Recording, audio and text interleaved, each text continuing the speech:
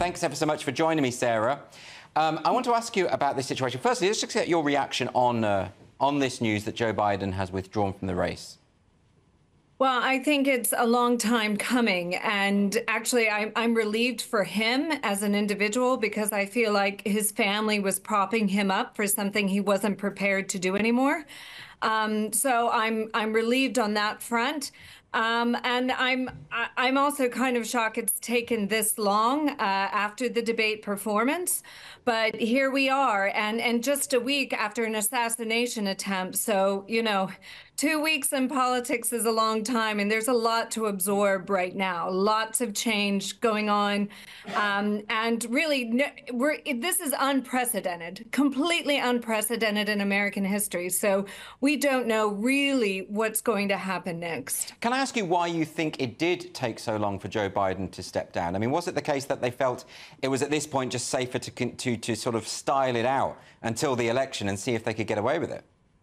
I think there is a piece of that, yes. I think it was they felt that Joe Biden was the only one who could beat Donald Trump, but also his family were very protective of him. He, historically in the Democratic Party, he was never truly taken seriously. He did try to run for president in 1988, but because of plagiarism and making stories up about his biography, prevented him from getting the nomination.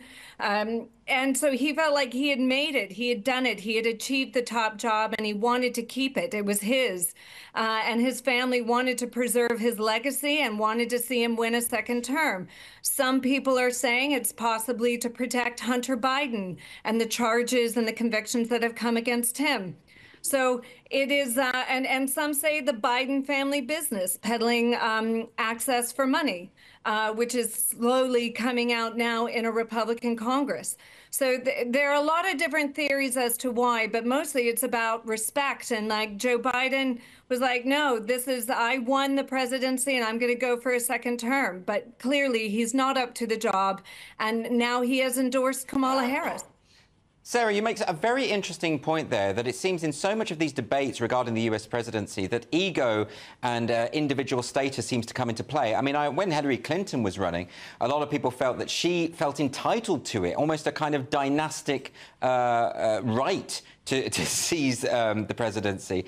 And here you're talking about why Joe Biden might have wanted to stay on for his own sake, for his own family's sake. Do you think there is a larger problem here in America in terms of people running for office, that really they're not seeing themselves as servants of the people, but seeing what it is they can get out of the political system? I mean, I think that there have been many examples of that over time. And you could argue that maybe this is the time now for term limits. People didn't used to live as long as they do now, or as well as long. So maybe this is something the U.S. Congress should consider doing, and restricting the length of, age of a president or age of a congressman or a senator. Yes.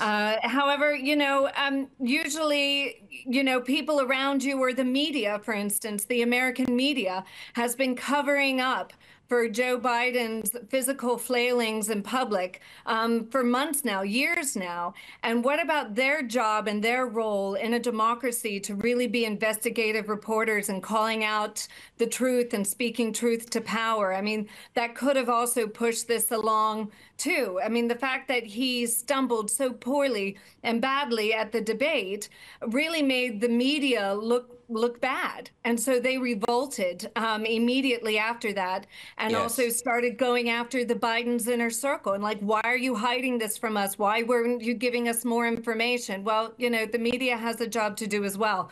So I think there's kind of blame to pass around to several different sectors here. But I mean, at the end of the day, we are now looking at possibly having an open convention, a brokered convention, or a contested convention for these delegates. And at the end of the day, the Democrat voters are the one who kind of lose out on this, and the American people. You mentioned that the media has been complicit in the way that this has all gone. And the example of Hunter Biden, I think, is really instructive.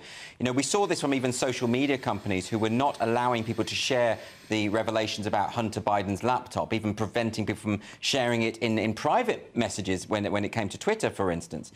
And I know that Joe Biden has actually ruled out the possibility of pardoning Hunter, so that wasn't something that he was going to do. But do you think that the issue with Hunter Biden has actually had some kind of impact on this debate? I mean, yes, I think it's more negative news. It's more headlines. It's more ways that his political opponents can punch at him and show favoritism and nepotism. And yeah, it's a story you don't want to have hanging around your neck, especially when you're calling out the other guy for his personal life. Yes, well, that's the Sarah Elliott, the spokesperson for Republican Overseas UK.